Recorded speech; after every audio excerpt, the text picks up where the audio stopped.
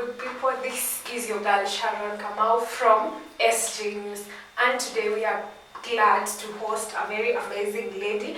She's called Anita Wamboi. She is a menstrual advocate, and today she's going to share her journey of how she started and how the journey is. Welcome, Anita. Thank you so much for having me. So, like you said, my name is Anita Wamboi. First of all, I love Christ. I don't say it so much, but it is true. I do love Christ. I am a student. I currently joining 4th year. More to that, I am a daughter. I am a sister. Was a sister rather. What else do I say? I am an employee at some point. I am a mentor. As you have said, I'm a menstrual health advocate, and I am glad to. Thank you so much for coming. You're welcome to our show. So start with telling us about yourself. Tell us a story about yourself. Okay, so where do I begin? So I am born and raised in Kiambu County. Funny enough, mimi ni wale watu wamezaliwa huku, wamelelewa huku, wamefanya kazi huku, wamesomea huku kila kitu. So I was born in Githongori, Menstrual Githongori. I don't know which hospital it's called, honestly speaking. But one thing people don't know, I lived in a school. Like my mom is a bazaar in a high school, Kambui Girls. So basically from birth till 4 years, tulikuwa tunaishi servant quarters za shule. And it was one of the best years of my life, honestly speaking, because you get to live with watu wengine wa teachers, unaona, teaching and unteaching, nyote mna congregate hapo. So I lived up to 4 years, yes. Then we moved here to Morocco, so still in Kiambu County. I said my mom is a bazaar. I also have a dad and had a sister, but unfortunately she's no longer here.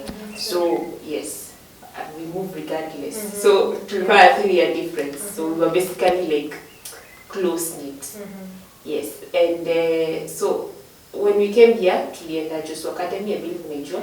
So nimesomea Joshua Academy all up to class 8. Nikaenda St. Francis, Mangu, from 1 to 4. Currently niko JKUAT, in campus Juja Boys.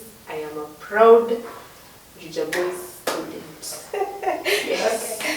So when did this mental advocacy begin? When did you feel like, oh, I need to do this? Funny question, because I never felt like I needed to do this.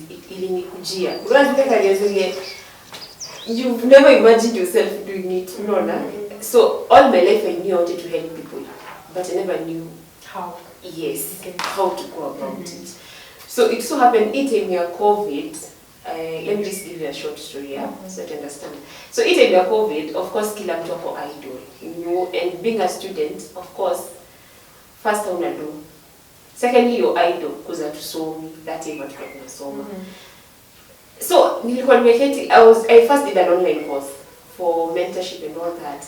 Ikaisha. Then after that I was like, okay, what the heck am I supposed to do? Na corona haiishi. So it so happens that we got a forum with our parish minister.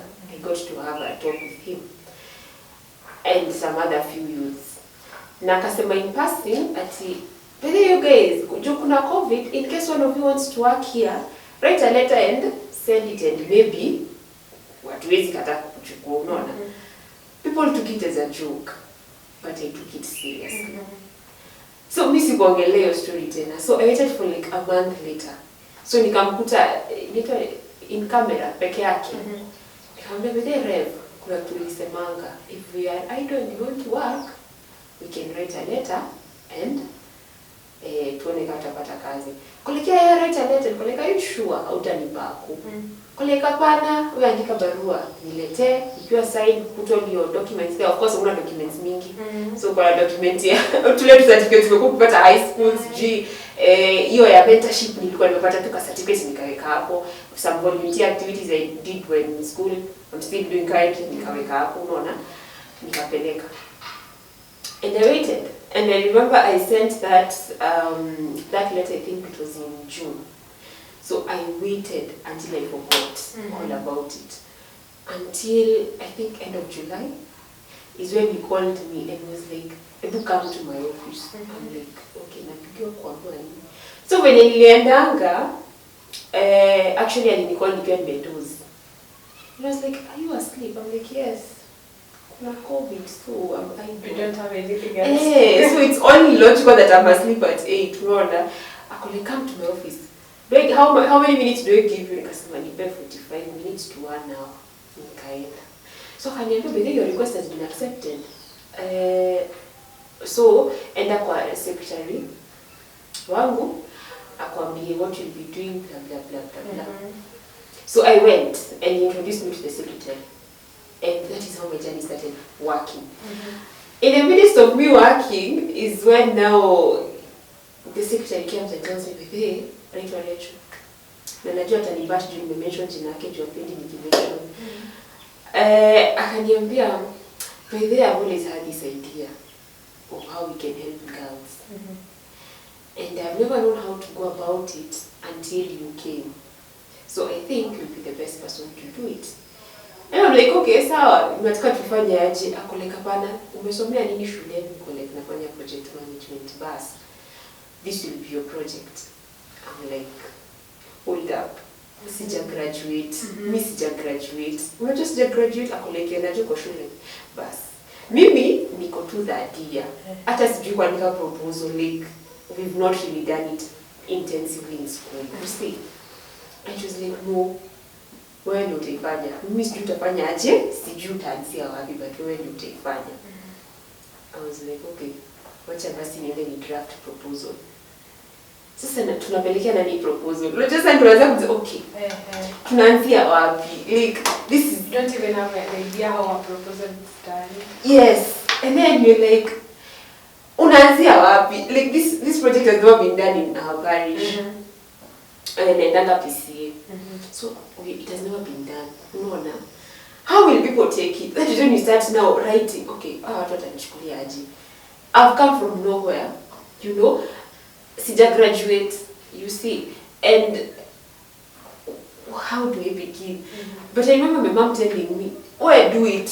Reva kitikia sawa, kikataa, It's okay. It's okay. You already have your job, right? So nothing big will happen if he says no." So nikaandika proposal. Now I'm telling you, I wrote a proposal that was so shoddy because the kuandika proposal, so I'm getting my things from the internet. So nikaenda correct, akaandika change this and this, but it has been accepted, it's going to happen. I'm like, wait. Hakuna approval ingine ninahitaji kusik ndio itike. We will do it. And whatever other project you need, we will do it. I was like, wow, this is God, you know? And basically that is how MDI, Menstrual Dignity Initiative, started. Yes. Wow. And so how has the journey been? Like, now the proposal has been accepted. What was the first thing you had to do? So proposal ime-acceptiwa, right? The next thing we had to do was to know how we will go about it. Unajua kwa proposal tulikuwa tumeandika, "I want to help the community surrounding us," right? But the community surrounding us, our parish has 4 churches. That in, yeah, we are 4. We are not sure. We are 4, yeah. We had 4 churches. So kwa hiyo proposal ndio nimeandika 4 churches, and we want to get the communities surrounding those 4 churches.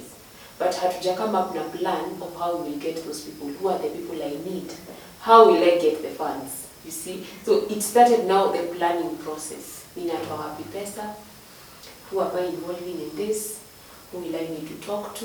Nini. And then it was kind of overwhelming, I'm not going to lie, because nilikuwa naambia sasa umesema utaongelesha tuseme woman skilled.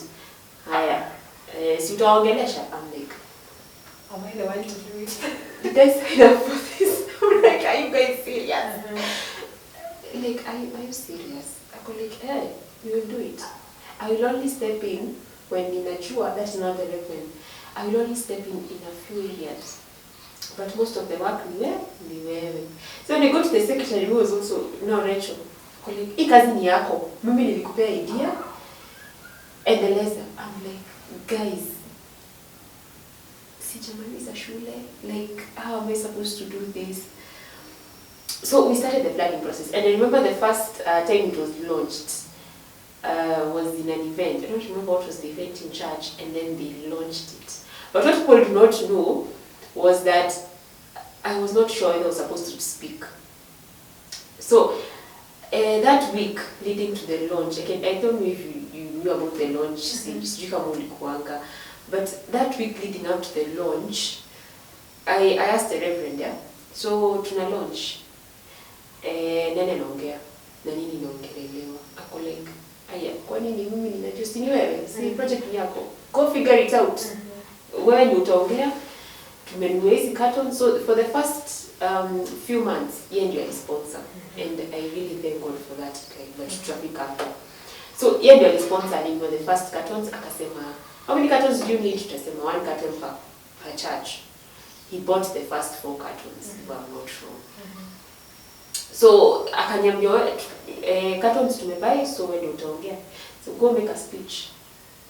So mimi na J-Kwatu wangu nikaenda nikaandika speech, then nikakuja tukareview na Rachel.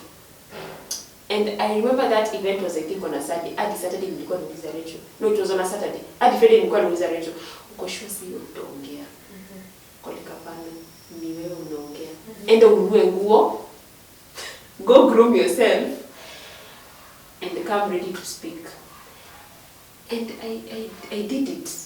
I went out there and I talked. I don't even know what I said till date, but I had a speech, but it's during December. But I did, and that was the beginning, and it has been a journey ever since. Who are those people who you reach out to? Has the community embraced this, or do you face hostility in carrying out the job? Or So I can say the community has been very, very receptive. I'm not going to lie, because what we do, we work with currently we're working with the Women's Guild in the different churches, because they say there are 4 churches. So our wanaendaga kwa ground wanapeana, and they bring back reports. And I can say it has been a good journey, because we have seen an increase in the number of needy cases. Like unapata tulianza na maybe 1 needy case, unapata tuseme in our congregations tunaitwa Tumaini, Shalom, Emmanuel na Miracle. So unapata tukilaunch, it was maybe Miracle and Tumaini wamepata Tumaini 2, Miracle 1, Emmanuel maybe 3, unaona? But we have grown, like I have seen tremendous growth, because when we are making the annual report, because now we are clocking 1 year, I thank God for that. Unaona the chart is, it is growing. Yes, the graph is just going higher and higher and higher. And I can say the community has been receptive. The people I work with are very hands-on, very receptive. Unapatanga inafika place, wako like, Anita ziko wapi pads? Wasichana wanalia ziko wapi pads? Uko like, oh my goodness, I'm failing. Ebu chanchaka unaona. And if it was not for that reception, maybe hata haingekuwa imehappen. Maybe ingekufa, because maybe watu hawazitaki. But the reception I have received has just been amazing. I thank God. so where do you get the pads that you donate to people? You've mentioned that the first one was given by your Rev. Yes. So where do you get the rest? Where has the rest of the pads that you've given come from? So most of the time inakuanga donations from people. Though the part for donations to Liachianga Reverend is solely in charge of that. So most of the time we get the congregants donate. So unapata we have like a small donation drive, whereby we say maybe this district, because of course churches have districts, so unasema this district maybe buy a carton. A carton is 750 shillings. A district of more than 30 people haizi kosa 750. So if all those districts, we are 30 districts in our parish, so if all those districts buy a carton, that is 30 cartons. We are filled for that month, and some even go to next month. Yeah. More than that, if that does not happen, Reverend anatoka mfuko. That is why I say is a blessing. Anatoka kwa mfuko. If not that, then anajua anarudi kwa nani. He just tells me, relax. Wasipotoa, nitatoa. Wasipotoa, I have friends. You relax. Yeah. So it is just mainly from donations from people, but we're also looking to come up with a sustainability aspect. Because then again, you realize that you need to be sustainable. You cannot have a project without sustainability. So we are looking for ways to sustain our funds. We are looking at strategies to do that, but currently it's just donations. And apart from the donations, what else? Where else do you think you can get the funds or the pads to give to other people? So we can do partnerships. With this, there are organizations that deal with menstrual health, so they can even donate. And that's why I'm saying we're looking at sustainability aspects, because for you to do that, there's a lot that needs to go into it. You have to write proposals. You have to, to show the growth of the project. So there's that, and people are telling me they'll help me out with that. So it's a work in progress. Yes. Let me not say I have concluded on it. Okay. Do you plan on taking this initiative to other counties or to other churches, or you just want to base it in PCA? We have plans to take it past. Okay, first of all, past Morocco, yeah. But then again, we have to first cover our base. Yeah. So we normally say before we have covered Kiambu County, first let's cover Morocco, such that we won't go to Kiambu and leave girls in Morocco stranded. You see? But yeah, we do have plans for that in the near future. Where do you see yourself in 5 years to come? Where do you see your initiative? Where do I see my initiative? I see my initiative past Kiambu County, obviously. I look forward to a day where no girl will ever struggle to get sanitary towels, because it is not nice, when you're going through that time of the month, you have your routines and all that, and you still don't have quality and affordable sanitary towels. So I see myself being able to cover Morocco and Kiambu County first of all. Whatever we covered, such that unajua ikifika hiyo time of the month, you have affordable and quality sanitary towels, such that is not a worry. You can worry about routines, you can worry about crumbs, but you cannot worry about quality sanitary towels. That is why I see myself. Nice. And do you think it is possible for you to get help from maybe the national government or the government itself, maybe the MCA or the MP? Currently, we've not really gone to that side. We're trying to base our initiative on the people surrounding us. Before we go to the government, can we just cover the resources we have around, yeah? Because like I've said, currently the donations come from the congregation itself, yeah? So we've not even gone outside, but we've covered ourselves. So I like the way the Reverend keeps saying, the resources are within. That is what he actually tells me. Resources are within. Before you go for outside sources, resources are here. So let's first cover our business. What is the main challenge that you've had? The main challenge we have had is we are not yet adequately catering for these girls. And it's not because of the resources or anything, it's because when, we do monthly reports, yeah? So for example, we give out in March. At the end of March, I will do a report. So if we had given one congregation, let's say 6 cartons, because of the number of girls that are there, you find that they have found more girls, you see? So in the report, we have not covered those girls. You get? The 6 cartons I gave were not adequately covering those girls. It is both a challenge and a blessing because we are growing, but it is very rare that unapata 3 cartons. 3 cartons, 1 carton is 16, so 3 cartons is 48, yeah? So 48 divided by 2 because 1 girl gets 2, that is 24. So unapata hizo 3 cartons zinafaa kuketa for 24. But in real sense, your congregation imepata 30. So it's either watapeana 1 zibaki, ama au 24 wakavaliwe 6 wabaki. Unaona? Na au 6 lazima wakuwe catered for next. You see? So na create report, but naanza kufikiria pesa next zinatoka. You see? So it is kind of a challenge and kind of a blessing. Yes, we do have the donation boxes. Yeah, we dubbed that initiative Drop a Pad Initiative. So we actually launched it. I forgot to say, we launched it when we were beginning. Drop a Pad. So remember, I told you the first part is the Reverend who provided. So when we were launching, we also launched the initiative Drop a Pad. So if you want to buy a packet, buy. You can drop at the parish office. That is, if you want to drop 50 shillings, I think it's 50 shillings, yeah? If you want to drop 50 shillings, drop it at the parish office in your congregation. So we do have that. But you know, it's not really as effective, I might say, because you know, you have to keep telling people, drop. And maybe the people who are dropping one can drop a carton, yeah? One can drop 1.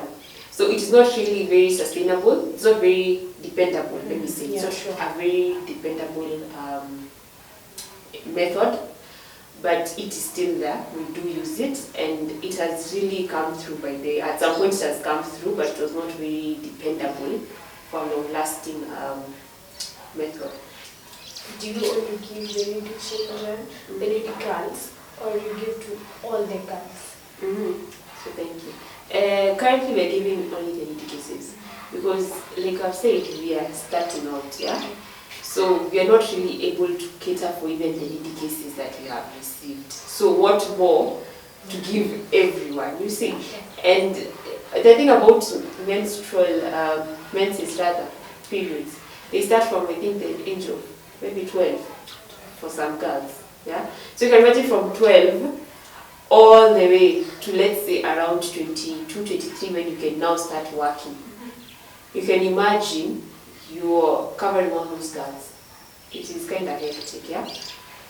And because now you're not even adequately catering for the ones we have, it will be kind of weird. Yeah. We start giving everybody, na yet hatuja cover the main cause of why we are here. What advice would you give someone who wants to start an initiative like you are doing? So thank you for that question. I think I would say number 1, just start. Number 2, Kitamba was a very pessimistic person right there. Nilikuwa na hiki kitu kifeli, you know, na watu wakiona mimi ni mjinga nikisema kitu kama hiyo. But one person told me, instead of thinking what if it fails, always ask yourself, what if it succeeds? What if it doesn't fail? Unaona? So I'm trying to get that mentality. What if it doesn't fail? So what I would say is, always ask yourself, what if it doesn't fail? You know? What if this idea is what is needed to bring change in the society? Unaona? So that positive mentality and that mentality of I have to do it. You know, I have to do it in this lifetime and not in the next, in this lifetime. That is what I would want people to embrace. And when you embrace that, it all starts with the mind. Remember, everything starts with the mind, yeah? So first start with that mentality. Number 2, when you're starting now an initiative, yeah? Get people in your circle who believe in your vision as much as you believe in it, right? Like Nilisema, this was not my vision, but I bought into it, right? So the same way, get people who buy into your vision and who believe in it as much as you do. And then, of course, plan. We are told failing to plan is planning to fail, yeah? So plan adequately. And in the process of planning, that is when you do your research. Find your research, do it well. And everything you do it well, right? So plan well, do everything well, and then now start. After you've done now behind the scenes, now you begin. Yeah, that's what I would say. Who do you look up to in this initiative? Like, who do you basically look up to? who is that person or those people whom you see and you would want to be one day like them? So let me phrase that into who are my mentors, yeah? Yeah. Because kwa hii ya menstrual health bado kidogo sijapata, but I do have people I look up to, my mentors. And number one, actually the Reverend. Watu hawajui, but he's actually my mentor.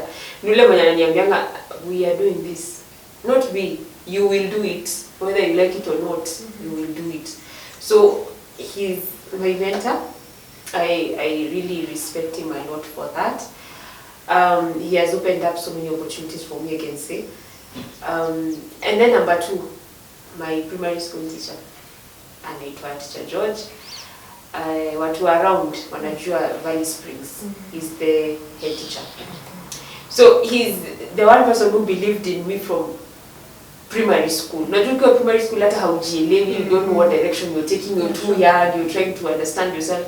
He once told me, you are a leader, and you don't know it right now, but you are, and you have greatness within you that you just need to tap into.